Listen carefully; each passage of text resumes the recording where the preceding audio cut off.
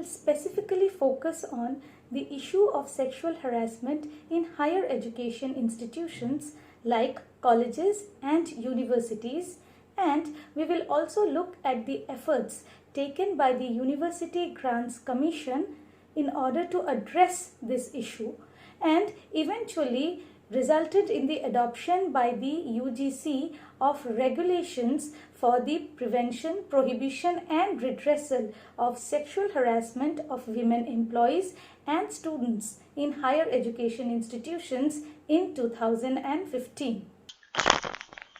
The steady surge in higher education and staggering increase in the number of students and institutions have made it imperative to make campuses more diverse and heterogeneous. By and large, most institutions had been in denial or ignorant about the widespread prevalence of sexual harassment in the campuses. In fact, gender sensitization had been accorded least important among issues confronted in higher educational institutions. Especially the all-women's institutions were under the impression that they did not require gender sensitization committees because they did not have male students or fewer male faculty and staff. However, if we look at the data, this myth is easily busted. There has been a substantial increase in the number of reported cases of sexual harassment in various institutions of higher education institutions. So if we look at the data from the universities, and this is from the UGC annual report 2018 and 2019, we see that the number of complaints have gone up from 86 in 2015 and 16 in universities to 149 in 2016 and 17. Similarly, if we look at the data from the colleges, the number of sexual harassment cases have gone up from 18 in 2015 and 16 to 39 in the year 2016 and 17. So clearly, sexual harassment of women is an issue in higher education institutions. And here, sexual harassment generally takes place where there is power or authority difference among persons involved. And this can be grouped into the following categories: sexual harassment of student by another student, sexual harassment of faculty or staff member by a student, the sexual harassment of student by faculty or staff member, and sexual harassment of faculty member by another faculty member, usually in a higher position. This also involves treating women unequally on or in work-related or academic duties or programs, and not providing female students or faculty members with the same academic opportunities as male students or faculty members. It has also been established that women in universities experience harassment throughout the hierarchical level, and therefore this harassment hinders women from climbing the hierarchical scale. The majority of women supervised by male heads or supervisors, sexual harassment could be used as a glass ceiling to prevent women to reach top hierarchical levels. The majority of women working on lower academic and administrative hierarchy experience harassment throughout the hierarchical level. Similarly, sexual harassment can also contribute to the underrepresentation of women at academic excellence and a position of power. Experiences of sexual harassment by female faculty and students can have serious academic and personal consequences, given the fiduciary relationship that exists between the aggrieved women and the perpetrator during their term in educational institutions. This can cause disengagement with academic activities such as missed classes, late for class, making excuses to get out of class, and poorly done work. Hence, it is extremely important to have a clear and zero tolerance policy on sexual harassment and a preventive and redressal mechanism in every educational institution. It is also important for employers, employees, students and their parents to gain understanding of what sexual harassment actually is, how to respond to it and how to prevent it in educational institutions. Keeping this in mind, in 2009 ruling, the High Court of Delhi directed that forming sexual harassment prevention committees is a must for all educational institutions and also to ensure their active functioning. The UGC has taken various measures for ensuring the safety of women on campuses and programs for gender sensitization. Following the Justice Verma Committee report in January 2009, which was constituted to recommend amendments to the criminal law so as to provide for quicker trial and enhanced punishment for criminals accused of committing sexual assault against women, and based on the Vishakha Guidelines and the Sexual Harassment at Workplace Act 2013, the UGC constituted a special task force in 2013 to study and make recommendations on making the university campuses free from gender discrimination and harassment of any kind. The task force, in its report titled Saksham, submitted in December 2013, recommended that the UGC itself set up a gender sensitization unit to act as a nodal division to give effect to the policy of zero tolerance of gender-based violence in colleges and university campuses. It was also suggested to make gender sensitization mandatory for students, faculty, administrative and support staff, and directed all higher education institutions to formulate guidelines for dealing with sexual harassment in their respective institutions. It was also suggested to prepare a model gender sensitization course and organize a series of workshops on sexual harassment, rights and laws along with a UGC handbook or booklet for faculty. Gender audit must be made an essential component of the assessment and accreditation of higher education institutions. Women Studies Centers and Women Development Cells must be strengthened in colleges and universities. Projects and research on sexual harassment should be encouraged. Full-time counseling services must be provided and adequate infrastructure must be provided such as lighting in the campus, reliable public transport, toilet facilities and provision of girls' hostel facilities in higher education institutions. However, such campus safety policies should not result in securitization or protectionism such as over-monitoring, policing or curtailing the freedom of movement, especially of female students, staff and faculty. The UGC notified the UGC Prevention, Prohibition and Redressal of Sexual Harassment of Women Employees and Students in Higher Education Institutions Regulations in 2015.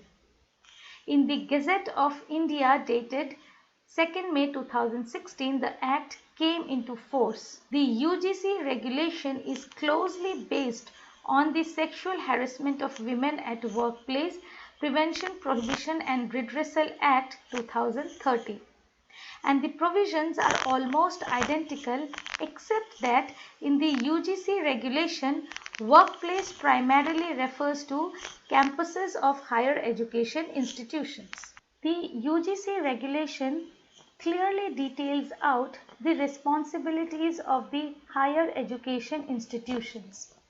It is required that The higher education institutions should publicly notify the provisions against sexual harassment, should have a clear policy and regulation on the prevention and prohibition of sexual harassment, should organize training programs, publicly commit itself to zero tolerance policies, reinforce its commitment to create a campus free of discrimination, harassment, and sexual assault, create awareness about what constitutes sexual harassment, and include in its prospectus and display prominently at all conspicuous places or notice board the penalty and consequences of sexual harassment, and make all sections of the institutional community aware about the information. They should also set up the internal complaint committee, inform employees and students of the recourse that is available, organize regular orientation and training programs, be responsible to bring those guilty of sexual harassment against its employees to book, must treat sexual harassment as a misconduct and a violation of disciplinary rules, and ensure compliance with the provisions of these regulations, including appointment of the internal complaints committee. The higher education institutions must also prepare an annual status report with details on the number of cases filed and their disposal, and submit the same to the Commission. The UGC regulation makes it mandatory for all the universities, colleges to constitute an internal complaints committee and a special cell in their respective institutions to deal with the issues of gender-based violence and to conduct a gender sensitization program. The internal complaints committee shall have the following composition. A presiding officer will be a women faculty member employed at a senior level, 2 faculty members and 2 non-teaching employees committed to the cause of women, 3 students if the matter involves students, and 1 member from NGO or association committed to the cause of women, or a person familiar with the issue related to sexual harassment. At least 1/2 of the total member of the internal complaint committee must be women. The term of office of the member of the ICC shall be for a period of 3 years, or a system may be employed whereby 1/3 member may change every year. Persons in senior management position in higher education institutions such as vice chancellors, pro-vice chancellors, rectors, registrars, deans, heads of the departments, etc. shall not serve as internal complaints committee member in order to ensure autonomy of their functioning. The UGC regulation lists out in details the responsibilities of the internal complaints committee, which includes providing assistance if an employee or student chooses to file a complaint with the police, provide mechanisms of dispute redressal and dialogue to anticipate and address issues through just and fair conciliation, protect the safety of the complainant by maintaining confidentiality, ensure that victims or witnesses are not victimized or discriminated against while dealing with the complaint, and ensure prohibition of retaliation or adverse action against a covered individual because the employee or the student is engaged in protected activity. Now let's listen to the experiences of some members of the internal complaints committee, what challenges they have faced and how to strengthen this redressal mechanism. As a former member of Committee for Prevention of Sexual Harassment of Ambedkar University, Delhi, I firmly believe in the working and existence of such bodies in each and every institute of higher education, as they are the need of the hour. My experience of being part of various inquiry committees has taught me that having student representatives in these committees make it easier for students to access it, as they feel more welcomed and safer. The purpose of these committees should be to break the power relationship that exists within academia, and also to provide an environment which is free from gender based and sexuality based discrimination so that the actual learning can take place. And it can only be achieved when we not only deal with the cases of sexual harassment but also raise awareness about sexual harassment and discrimination in its various forms. As our aim should be to make the space of higher education more democratic, more welcoming, and safer for each and every one, and especially for students of all genders and of all sexual identities.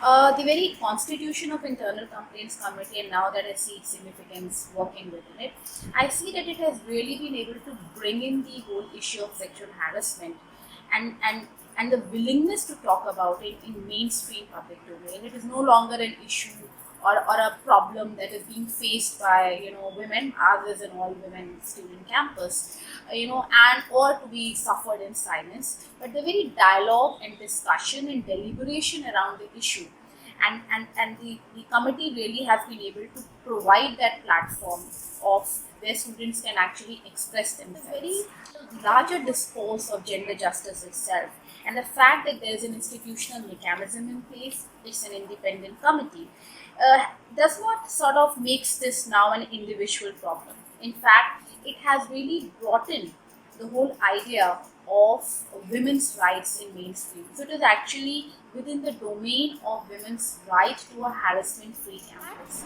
That I think has been a very significant contribution of ICC in terms of providing and facilitating that space for our students on campus. I was the first chairperson of ICC of our college, and we did face many challenges in the formation and functioning of ICC of our college. A senior female teacher was to be the chairperson of ICC, and in our college we are only a few senior lady associate professors. This becomes a major challenge of choice. Moreover, the office bearers continue to serve for a period of 3 years, whereas it is convenient for teachers and the non-teaching staff to be office bearers for 3 years. Having a student member to continue for 3 years is a challenge, especially in an undergraduate college like ours. The process of election is long and we end up doing it every year. The first year students are immature and unsure of many issues, and at the same time a final year student can serve only for a few months even if he or she is elected as a member of this committee. Such challenges ensure that the committee consumes many months before it actually comes to function as ICC. Once the ICC is constituted and starts functioning, there are girl students who do come to us with complaints, but they are very unsure of giving us the complaint in written. Most often the excuses are that they do not want parents to be involved in any of their cases. So according to me, the very purpose of ICC is defeated if the students cannot come and give us the complaint in writing. Some students do come and give us the written complaint, and even in such cases, some of the students withdraw the complaints right in the middle of the process for similar reasons like peer pressure or becoming a topic of discussion within the class or within the college campus. And I would like to add one more point here before I wind up, and that will be the inclusion of an outsider member in this committee. Whereas it is very necessary to have an outside member in this committee, but zeroing in on a particular NGO member with some law background is often a challenge to this committee. And despite all these challenges, our college has ensured the reduction of such cases because we often have thorough awareness programs throughout the year and counseling sessions from experts from time to time within the college campus. I was convener of the GCASH committee at the University of Hyderabad. I have been reflecting on a few things which have stayed with me. The first thing pertains to learning myself and impressing upon the committee the important insight about what constitutes sexual harassment. Uh, and that insight is it is less about sex and it is more about power play. This insight is there in the literature, but it is not internalized sufficiently by members of many committees. The second thing that I have been reflecting upon is the kind of unique disciplinary committee that the ICC is. Instead of trying to substitute for a criminal court, we should understand that we have been given powers which make this committee very, very special. So, evidence, for instance, has to be beyond reasonable doubt when it comes to criminal jurisprudence. But when it comes to sexual harassment, any evidence that the complainant presents is worthy of consideration and it goes into our record. The other thing that's important for the functioning of these committees is that they be regular, they communicate often with the academic community. For instance, we produced newsletters every semester where we had columns for the number of complaints, the dates when they were received, the kinds of processes which were set in motion, whether the complaint has been closed or not, and so on.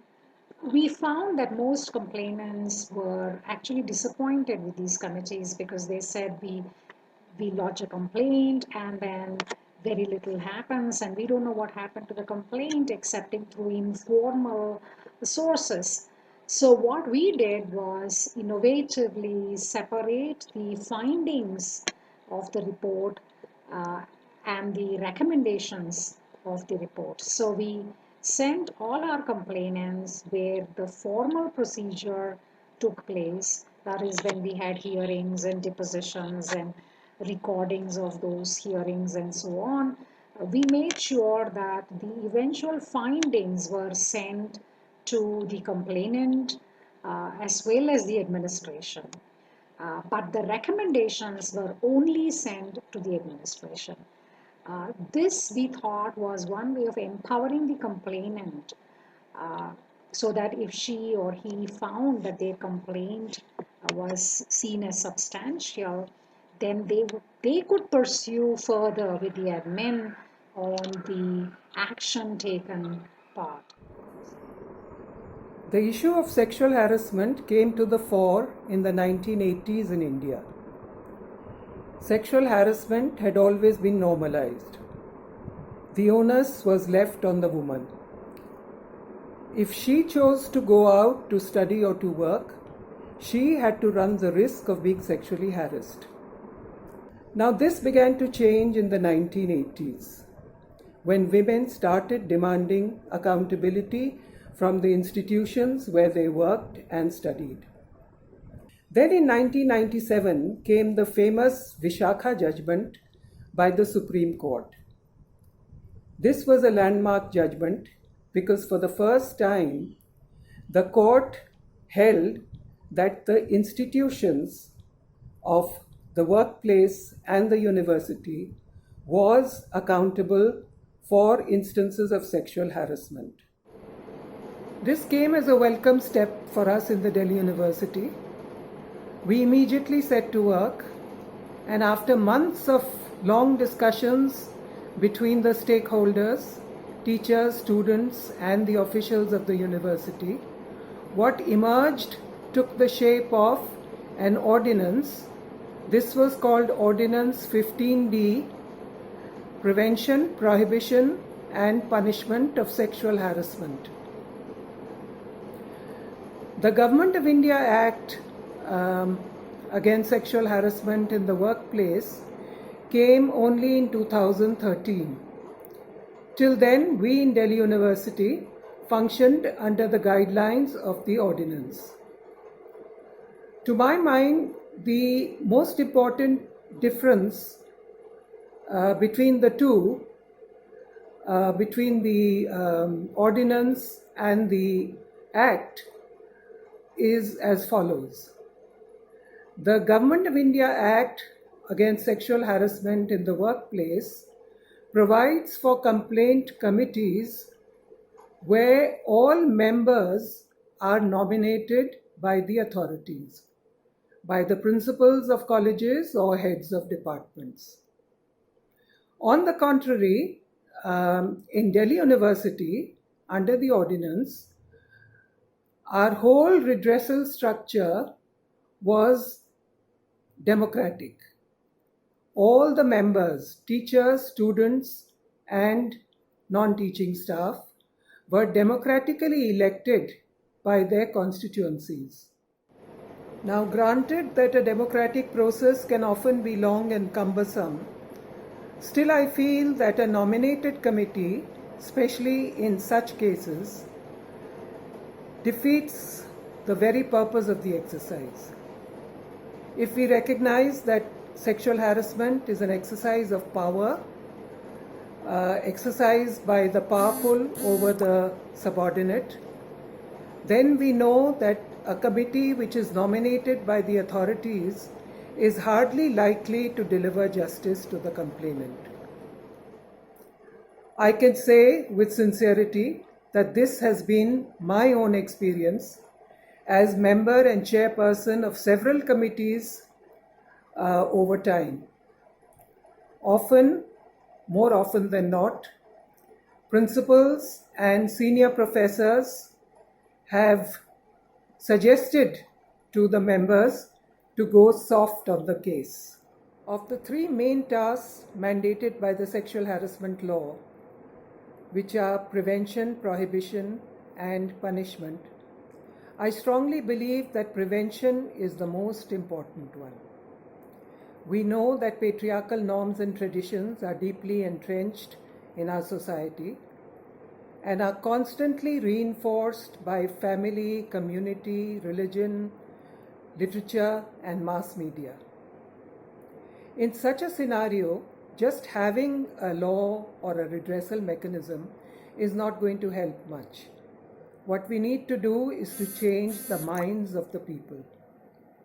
We have to be able to address young men and women who've never been made aware of their own social conditioning, of why they behave in the ways that they do. It's not an easy task, but it's a task that we have to undertake. And believe me, if we do it with sincerity, with an open mind, with sympathy, we will be successful. At the end, I'd like to say that the law against sexual harassment is the result of a long and sustained struggle by Indian feminists to safeguard the rights of women.